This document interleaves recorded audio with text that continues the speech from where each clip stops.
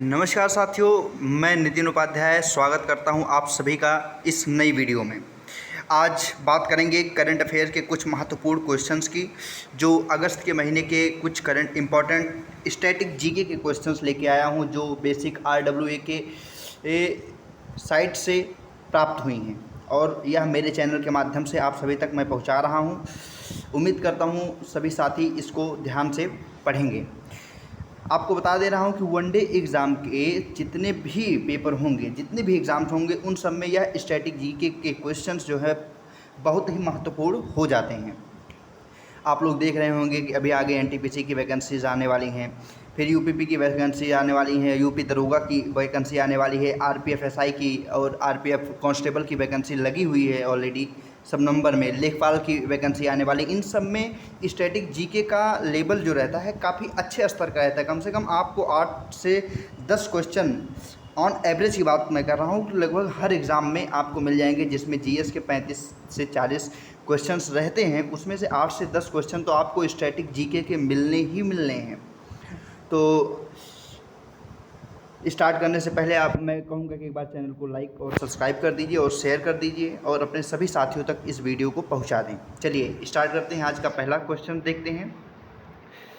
Important static GK और current affair का mix question है कि ओलंपिक में ध्वज पहली बार किस वर्ष फहराया गया था। ओलंपिक, आपको पता होगा कि ओलंपिक जो गेम होता है उसमें जो पहली बार ध्वज की बात है, ध्वज मतलब फ्लैग, वह कब फहराया गया था, तो यह 1920 ईस्वी में एंटवर्प बेल्जियम ओलंपिक में सबसे पहले फहराया गया था ध्वज। आई होप आपको ये वाला क्वेश्चन समझ में आ रहा होगा। उसके बाद 2 अगस्त की क्वेश्चंस पे चलते हैं। जो क्वेश्चन नंबर 1 है कि हाल ही में सिक्किम के नए राज्यपाल कौन बने हैं। सिक्किम के नए राज्यपाल कौन बने हैं, आपके सामने 4 ऑप्शन है। Option number a Ram Naik, b Om Prakash Mathur, c Anandiben Patel, Lalji Tandon. आपके पास ये 4 ऑप्शन है, आपको इन चारों में से बताना है कि सिक्किम के नए राज्यपाल कौन बनाए गए हैं। आपको बता दें कि सिक्किम के नए राज्यपाल, इसमें आंसर दिया गया option number B Om Prakash Mathur जी होंगे, जो सिक्किम के नए राज्यपाल अभी अपॉइंट किए गए हैं। और आनंदीबेन पटेल ये जो है ये उत्तर प्रदेश यूपी की राज्यपाल हैं। राम नाईक के बारे में आपको पता ही, जो उस पूर्व हमारे वो रह चुके हैं उपराष्ट्रपति। इस आगे वाला क्वेश्चन देखते हैं कि राजस्थान के राज्यपाल, अब यहाँ पे कुछ राज्यपाल दिए गए हैं और प्रशासक के नाम दिए गए हैं, उसको हम लोग थोड़ा ध्यान से देख लेते हैं कि कहाँ के राजस्थान के नए राज्यपाल कौन बने गए हैं। हरिभाऊ किशन राव बागड़े बनाए गए हैं, ये राजस्थान के नए हैं, क्योंकि जहाँ जहाँ नए वर्ष में चुनाव हुए हैं वहाँ वहाँ पे लगभग नए नए राज्यपालों की नियुक्ति की जाती है। और राज्यपाल जो होते हैं वह केंद्र सरकार का विषय होता है। केंद्र सरकार अपने माध्यम से, मतलब केंद्र सरकार के एक हिसाब से अधिकारी होते हैं जो केंद्र सरकार की सभी बातों को राज्य तक पहुंचाने का कार्य करते हैं, और राज्य की सभी बातों को केंद्र तक पहुंचाने का एक मीडिएटर का जो कार्य होता है वह राज्यपाल के माध्यम से ही किया जाता है। तो एक हिसाब से केंद्र और राज्य के बीच का मीडिएटर इनको कहा जाता है। तो चंडीगढ़ के नए प्रशासक, चूँकि अच्छा जहाँ वहाँ प्रशासक की बात आएगी वहाँ आपको ये चीज़ समझ के चलना है कि एक यूटी की बात हो रही होगी, कि वो आप अपने आप में एक यूटी होगा, ना कि स्टेट होगा। जब स्टेट की बात हो रही होगी तो स्टेट अपने आप में वो नहीं होगा, वो यूटी में प्रशासक होते हैं और स्टेट में जो होते हैं राज्यपाल बनाए जाते हैं। और ऐसे यूटी जिसमें विधानसभा भी होती है, जैसे दिल्ली, अभी आपका जम्मू और कश्मीर बन रहा है, यहाँ पर उपराज्यपाल, यहाँ पर एलजी होते हैं, तो उपराज्यपाल की भी नियुक्तियाँ वहाँ पे की जाती हैं। तो दूसरे नंबर पे आप लोग देख सकते हैं चंडीगढ़ के प्रशासक जो है गुलाब चंद कटारिया बनाए गए हुए हैं। महाराष्ट्र के राज्यपाल जो हैं सीपी राधाकृष्णन जी बनाए गए हैं, और झारखंड के राज्यपाल संतोष कुमार गंगवार, इन सब की नई नियुक्तियाँ की गई हैं। आई होप आपको यह क्वेश्चन समझ में आया होगा। क्वेश्चन नंबर 2 पे चलते हैं। हाल ही में पहली बार विश्व धरोहर समिति की बैठक में 46वें सत्र की मेज़बानी किस देश ने की है। तो 46वें सत्र की मेज़बानी किस देश ने की है, आपको बता दें कि 46वें की मेज़बानी भारत ने की है। उसके बाद नेक्स्ट क्वेश्चन की तरफ चलते हैं हम। भारत में पहली बार विश्व धरोहर समिति की बैठक के सत्र की मेज़बानी किसने की है।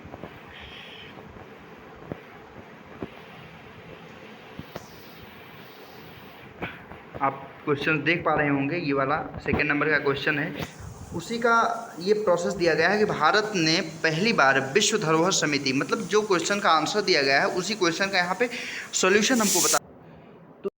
इस क्वेश्चन का सेकंड नंबर क्वेश्चन का पूरा सॉल्यूशन दिया गया है कि भारत ने पहली बार विश्व धरोहर समिति की बैठक के सत्र की मेज़बानी की है। यह ऐसा पहली बार भारत में हुआ है और अब से यह प्रत्येक वर्ष में लगातार होता आ रहा है। आप देखिए इसमें दिया गया है कि विश्व धरोहर सम्मेलन के 46वें सत्र में 24 नए विश्व धरोहर स्थलों को सूचीबद्ध किया गया है, जिसमें 19 सांस्कृतिक कल्चरल और 4 नेचुरल और एक मिक्स्ड मिसलेनियस करके मिश्रित करके है संपत्ति को शामिल किया गया है।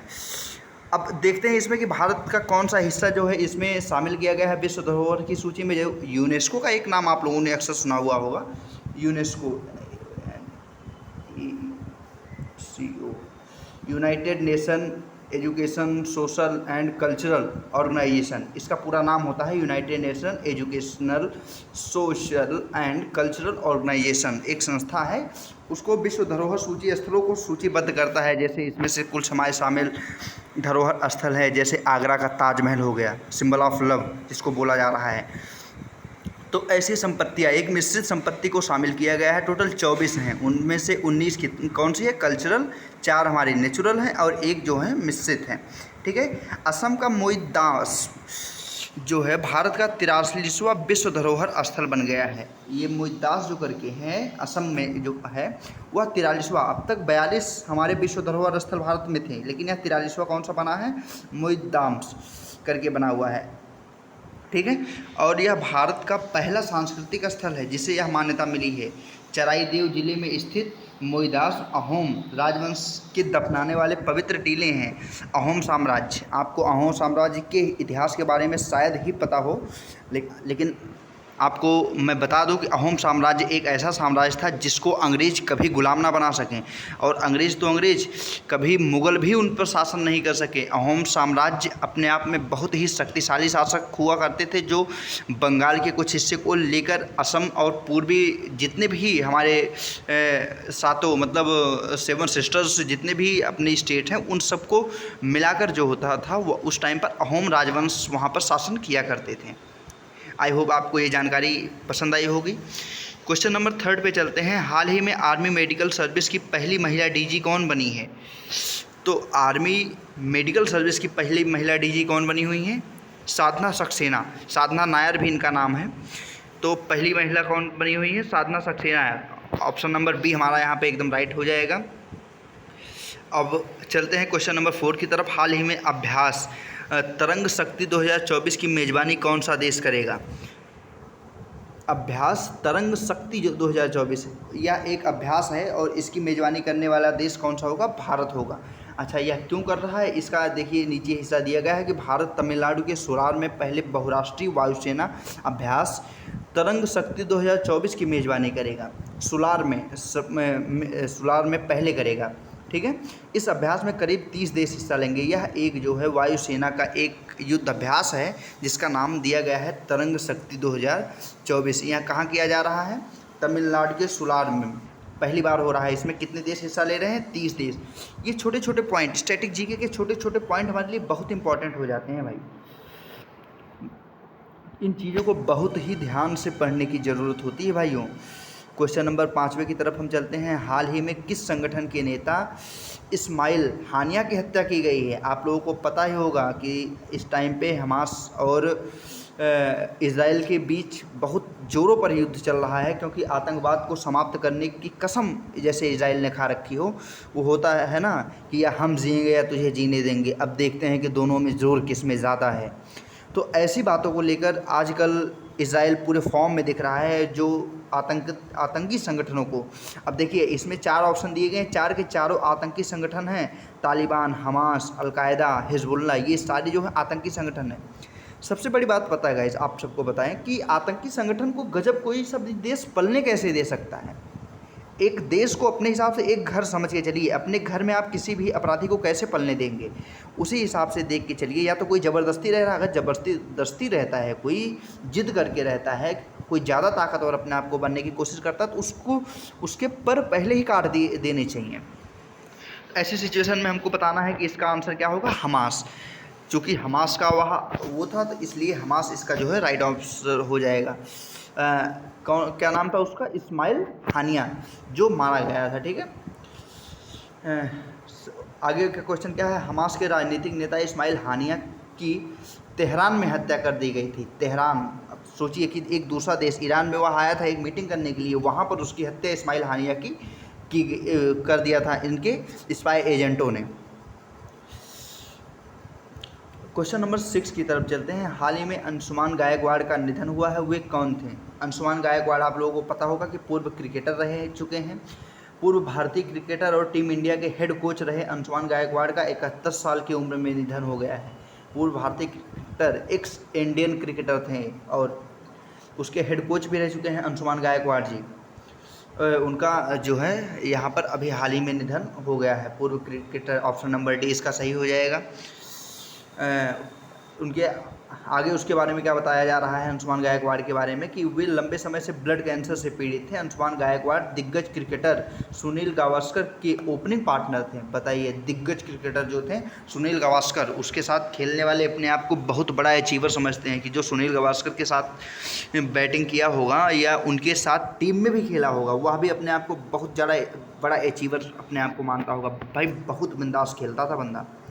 सुनील गावस्कर की बैटिंग मैंने तो देखी हुई है, आप लोगों में किसी ने देखी हो तो कमेंट सेक्शन में ज़रूर बताइएगा।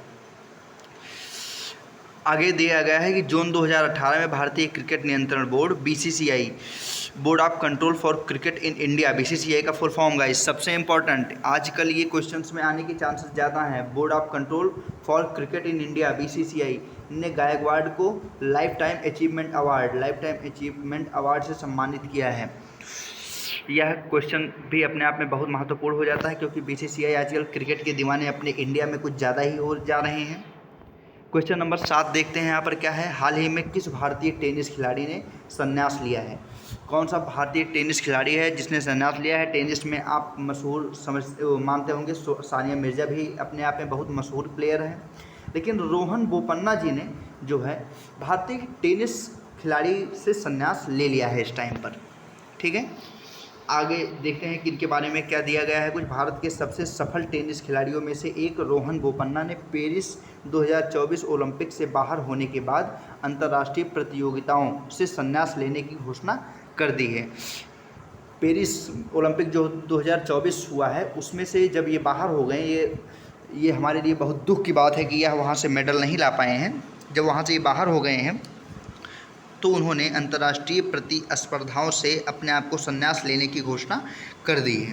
क्वेश्चन नंबर 8 देखते हैं कि हाल ही में पेरिस ओलंपिक 2024 में पुरुषों की 50 मीटर राइफल 3 पोजीशन प्रतिस्पर्धा में आप देख रहे हैं 50 मीटर, वहाँ पे कई टर्म होते हैं। एक 50 मीटर का होता है, एक 100 मीटर का होता है, अपने आप में एक 200 मीटर का करके होता है ना। तो ऐसे में इसमें से क्या बात कर रहा है कि 50 मीटर वाले में पुरुषों में किसने जीता है, तो यहाँ का आपको कास्ट से पता किसने जीता है, तो आपको बताना है कि इसमें से किसने जीता है। तो आपको आंसर आपका क्या हो जाएगा, option number C, Swapnil Kusale ने। स्वप्निल कुसाले ने 50 मीटर के रेंज में कांस्य पदक भारत के लिए 2024 में लेकर आए हैं पेरिस ओलंपिक से। ठीक है, अब इनके बारे में जान लेते हैं कि क्या है। शूटिंग में स्वप्निल कुसाले ने 50 मीटर राइफल 3 पोजीशन में भारत को ब्रॉन्ज मेडल दिलाया, मतलब कांस्य पदक 3 प्रकार के होते हैं, एक गोल्ड होता है, एक ब्रॉन्ज होता है, एक सिल्वर होता है। तो ब्रॉन्ज जो होता है 3rd नंबर पे होता है, सिल्वर 2nd नंबर का होता है और गोल्ड तो गोल्ड है। ये 3 ही पोजीशन होता है इसमें, तो ब्रॉन्ज 3rd पोजीशन पे ये आए हुए हैं। ठीक है, इस प्रतियोगिता में भारत का पहला ही पदक है, मतलब इसके पहले भारत ने इस प्रतियोगिता में कभी भी पदक नहीं जीते थे और इन्होंने जीतकर इतिहास रच दिया है गाइस। ठीक है, क्वेश्चन नंबर 9 की तरफ हम चलते हैं कि हाल ही में असम राइफल्स के नए महानिदेशक कौन बनाए गए हैं। असम राइफल्स जो हमारे पूर्वी क्षेत्र को, बॉर्डर एरिया को कंट्रोल करने वाली जो एक फ़ोर्स है, इसकी स्थापना असम राइफल्स की हम आपको बता दें कि 1969 से 70 के बीच में हुई है गाइस, असम राइफल्स की स्थापना। ठीक है, तो उसके नए निदेशक डीजी कौन चुने गए हैं, डायरेक्टर जनरल। डीजी का मतलब डायरेक्टर जनरल, जो अपने आप में उस क्षेत्र का सबसे बड़ा अधिकारी होता है, जो डायरेक्ट रिपोर्ट होम मिनिस्ट्री को करता है। उसको किसको बनाया गया है, विकास लखेरा जी को बनाया गया है। ऑप्शन नंबर बी इसमें आपका राइट आंसर हो जाएगा, ऑप्शन नंबर बी। अब देखिए दिया गया है कि असम राइफल्स को, इसके बारे में जानकारी देखिए। असम राइफल्स को पूर्वोत्तर क्षेत्र के प्रहरी के रूप में भी जाना जाता है। मतलब अभी मैंने आपको बताया कि पूर्वोत्तर का प्रहरी मतलब पूर्वोत्तर के क्षेत्रों को जो बॉर्डर से सटे हुए स्टेट्स हैं उनकी निगरानी करने के लिए असम राइफल्स की नियुक्ति की जाती है। कछार लेवी भी इसी को कहा जाता है। कछार लेवी भी के नाम से किसे जाना जाता है? असम राइफल्स को ही जाना जाता है कछार लेवी के नाम से। क्वेश्चन नंबर 10 देखते हैं कि हाल ही में इस साल यूनिकॉर्न बनने वाला तीसरा भारतीय स्टार्टअप कौन सा है? यूनिकॉर्न बनने वाला कौन सा है? रैपिडो जो यूनिकॉर्न बन गया है। कंपनियां 3 टाइप की होती हैं, एक होती हैं हमारी नवरत्न कंपनी, एक होती है महारत्न, तीसरी यूनिकॉर्न कंपनी। यूनिकॉर्न जैसे अब इसमें कौन सा बन गया है हाल ही में? रैपिडो। रैपिडो जो कंपनियां अपने आप में 10,000 करोड़ से ऊपर की अपने आप में टोटल प्रोसेस रखती हैं, उनको यूनिकॉर्न कंपनियों का दर्जा मिल जाता है। तो इसमें से रैपिडो जो है हमारी यूनिकॉर्न कंपनी है। पहला क्या है? फिनटेक परफ्यूज करके है, ये पहली कंपनी है। दूसरा है AI स्टार्टअप क्रोटिम करके है, यह दूसरा जो है हमारा यूनिकॉर्न कंपनी है। रैपिडो यूनिकॉर्न का दर्जा हासिल करने वाला नवीनतम घरेलू स्टार्टअप बन गया है। रैपिडो आप लोग जानते होंगे कि कहीं भी आप रैपिडो को बुक करके आप आवागमन के लिए इसका इस्तेमाल किया जाता है। टू व्हीलर को मोस्टली रैपिडो के यूज़ जैसे ओला उबर करके है, उसी टाइप से रैपिडो भी अपने आप में एक संस्था बन चुकी है जो टू व्हीलर से लोगों को अपने गंतव्य स्थानों तक पहुंचाती है बहुत ही सस्ते एवरेज में। ठीक है। क्वेश्चन नंबर 11 है, हाल ही में हवाई पर्वतारोहण राष्ट्रीय पर्वतारोहण दिवस कब मनाया जाता है? क्वेश्चन नंबर 11 है आपका। राष्ट्रीय पर्वतारोहण दिवस 1 अगस्त को मनाया जाता है। इसके बारे में हम देखते हैं कि क्या है। ऑप्शन नंबर इसका सी हो जाएगा। 1 अगस्त को क्यों मनाया जाता है? हर साल 1 अगस्त को राष्ट्रीय पर्वतारोहण दिवस नेशनल क्लाइंबिंग डे मनाया जाता है। इस दिन को मनाने का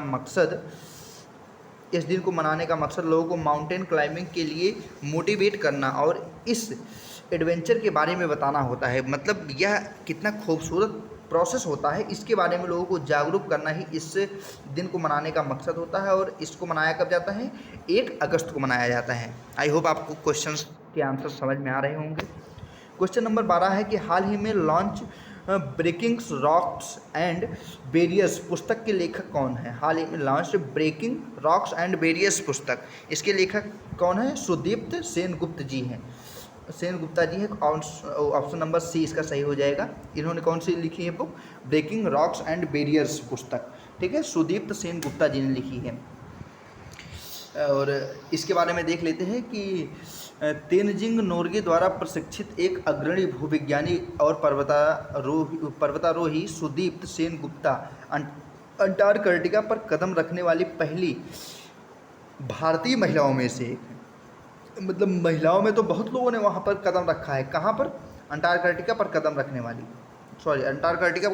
रखने वाली बहुत लोग महिलाएं थी, लेकिन उसमें भारतीय महिला पहली हैं जिन्होंने वहाँ पर कदम रखा हुआ है। ठीक है। उन्हें विज्ञान और प्रौद्योगिकी के लिए प्रतिष्ठित शांति स्वरूप भटनागर पुरस्कार से सम्मानित किया गया है।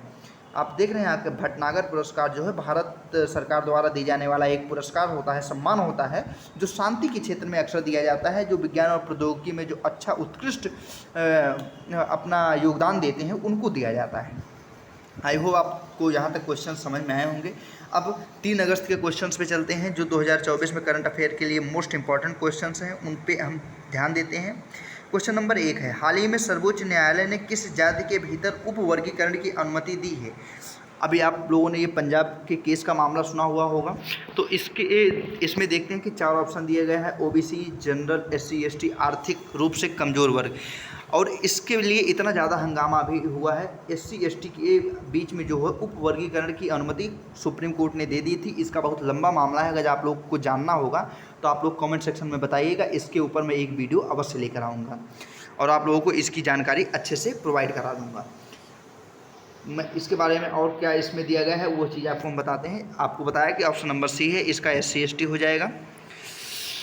ये ऑप्शन नंबर सी है। सुप्रीम कोर्ट के रिजर्वेशन कोटे में को लेकर अपना 20 साल पुराना फैसला सुप्रीम कोर्ट ने स्वतः ही पलट दिया है और उनका कहना है कि सर्वोच्च न्यायालय के 7 न्यायाधीशों की एक पीठ ने राज्य के विधानमंडल द्वारा अनुसूचित जाति मतलब SC जिसको बोला जाता है शेड्यूल्ड कास्ट और अनुसूचित जनजाति EST शेड्यूल ट्राइब्स करके हैं के भीतर उप वर्गीकरण की अनुमति देने संबंधी फैसला सुनाया गया है। आपको बताएं कि 20 साल पहले जो है सुप्रीम कोर्ट ने इस फैसले को बोला था कि SC और ST में उप वर्गीकरण का कोई भी प्रावधान नहीं किया जा सकता है, यह करने योग्य नहीं है। लेकिन आज के 20 साल बाद सुप्रीम कोर्ट ने अपने ही द्वारा दिए गए निर्णय को पलट दिया है और उन्होंने इस चीज़ को बोला है कि नहीं, अब SC ST में उप वर्गीकरण की आवश्यकता दिख रही है। ठीक है, तो क्वेश्चन नंबर 2 है, भारत ने विश्व स्वास्थ्य संगठन मतलब WHO वर्ल्ड हेल्थ ऑर्गेनाइजेशन जिसका फुल फॉर्म होता है, इसकी स्थापना आपको बता देते हैं। वर्ल्ड हेल्थ WHO इसका नाम है, इसका स्थापना 1946 माना जाता है गाइस। ठीक, USA मतलब UN के माध्यम से इसकी स्थापना भी की गई थी। इसका कहा गया है कि ग्लोबल पारंपरिक चिकित्सा केंद्र के संचालन के लिए कितनी राशि देने का निर्णय लिया गया है, भारत की तरफ से कितनी राशि इसको दी जाएगी। तो $85 मिलियन जो है अमेरिकी डॉलर जो है इसके लिए इसको राशि दी जाएगी। यह इसका आंसर है।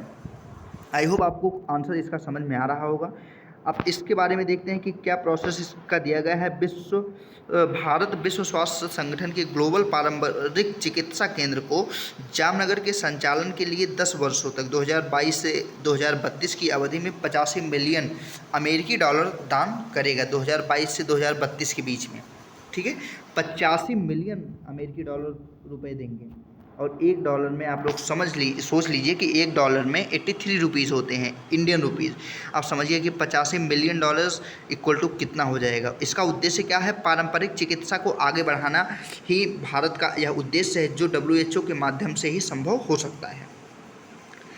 क्वेश्चन नंबर 3 है, हाल ही में विश्व शिल्प शहर की सूची में शामिल होने वाला चौथा भारतीय शहर कौन सा बन गया है। आपको जानकर यह बहुत आश्चर्य होगा कि यह जम्मू और कश्मीर की जो राजधानी है, जिसको हम श्रीनगर के नाम से जानते हैं, यह चौथा भारतीय शहर बन गया है।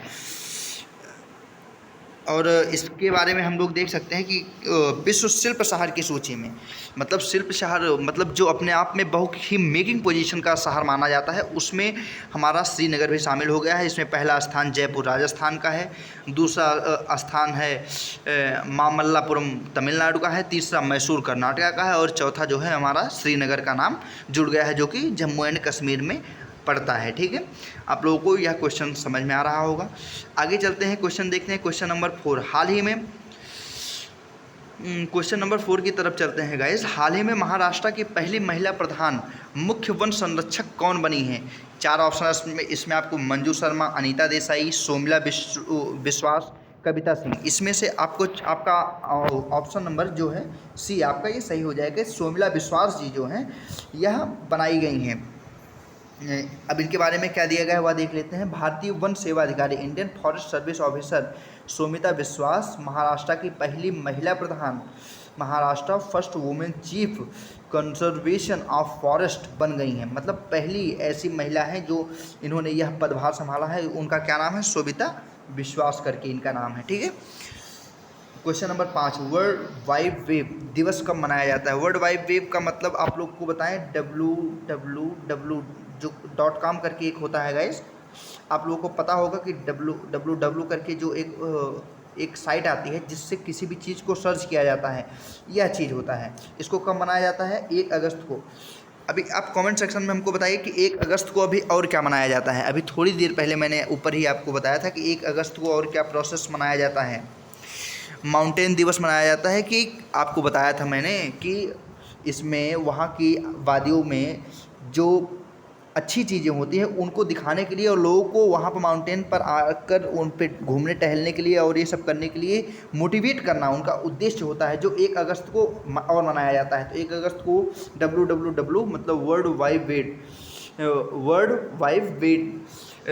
वेब डे जो होता है वो भी 1 अगस्त को मनाया जाता है। अच्छा, इसके बारे में क्या दिया गया है उसको समझते हैं थोड़ा सा।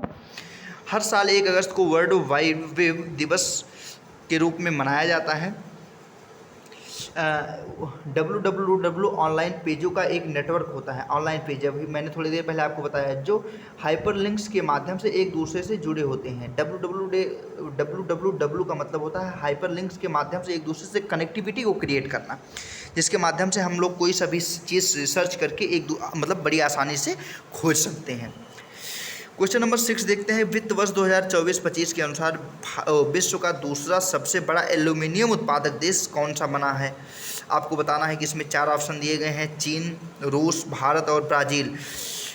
एल्यूमिनियम को किससे डिकोड करते हैं? कमेंट सेक्शन में आप सब बताएं हमको। एल्यूमिनियम को Al से डिकोड किया जाता है। और यह तत्वों में कितने नंबर पे आता है? इसका परमाणु क्रमांक कितना है?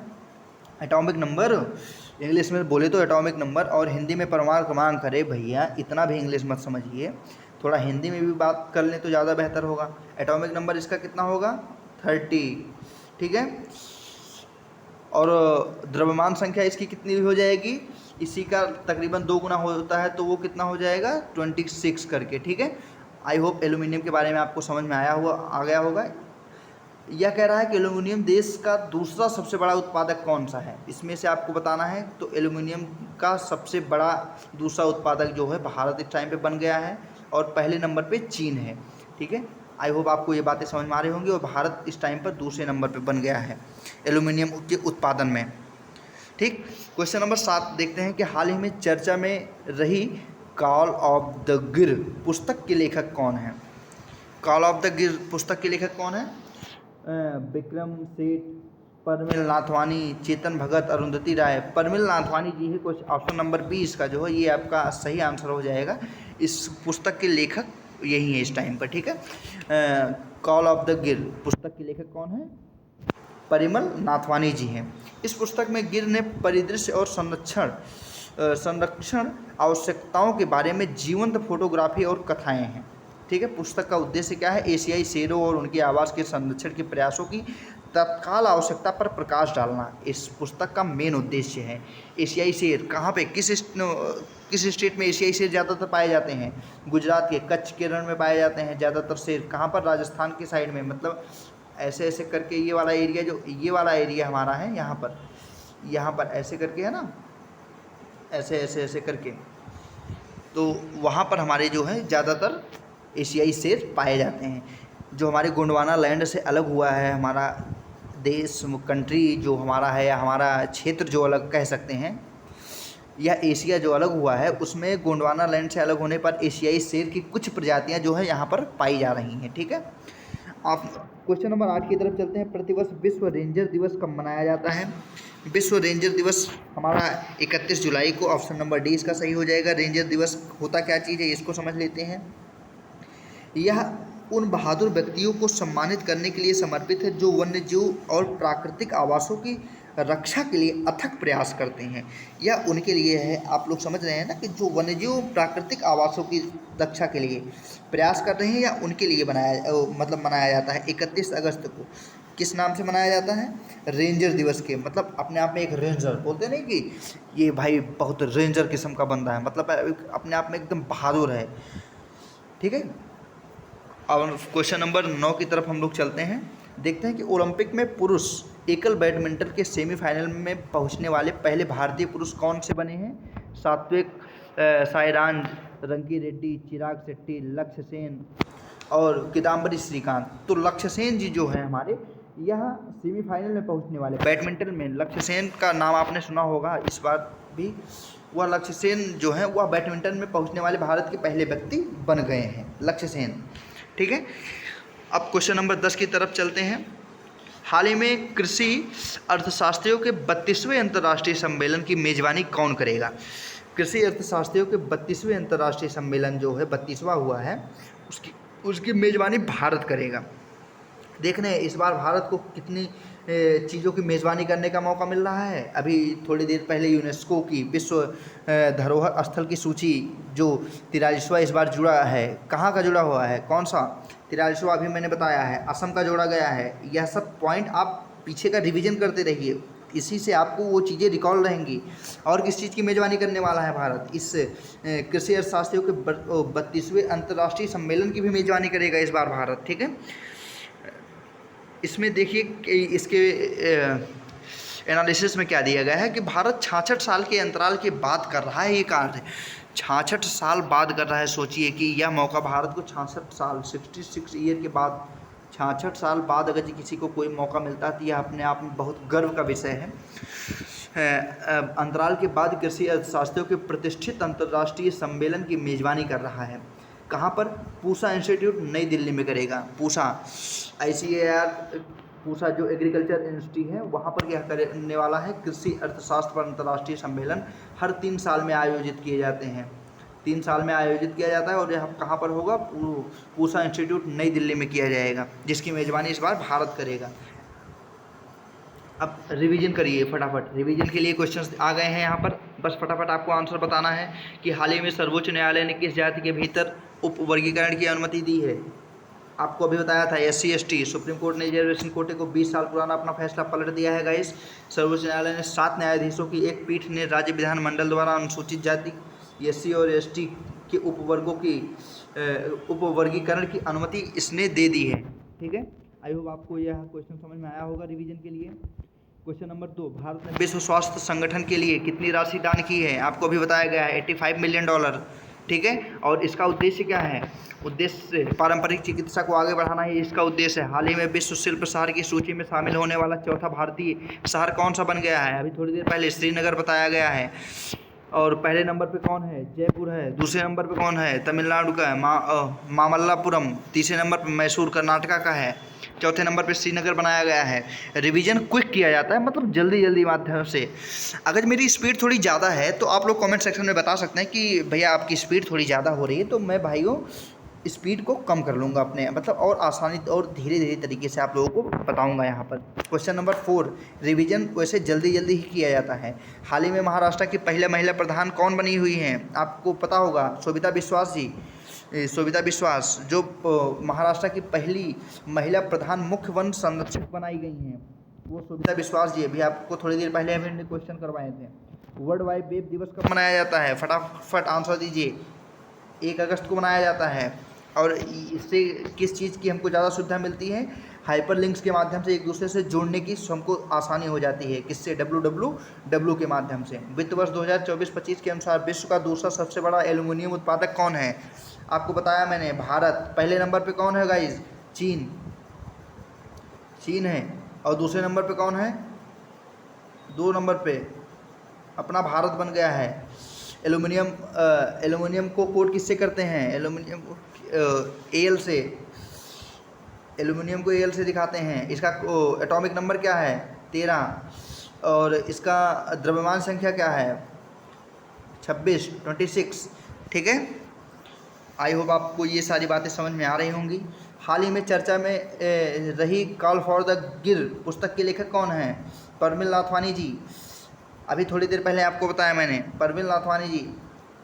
कॉल ऑफ द गिर पुस्तक के लेखक कौन है? परमिल नाथवानी जी हैं। ठीक है,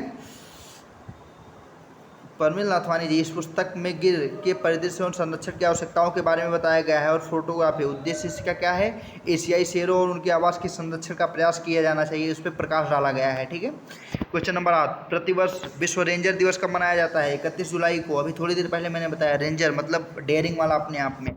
ठीक है, जो बहादुरी के लिए कार्य करते हैं उनको याद करने के लिए यह दिन समर्पित है। वन्य जीवों प्राकृतिक आवासों की रक्षा के लिए जो अथक प्रयास किए हैं, इन सब के लिए यह दिन समर्पित किया गया है। ठीक, ओलंपिक में पुरुष एकल बैडमिंटन के सेमीफाइनल में कौन पहुंचे थे? लक्ष्य सेन जी। अभी थोड़ी देर पहले आपको लक्ष्य सेन जी, मतलब ऑप्शन सी आपका सही हो जाएगा।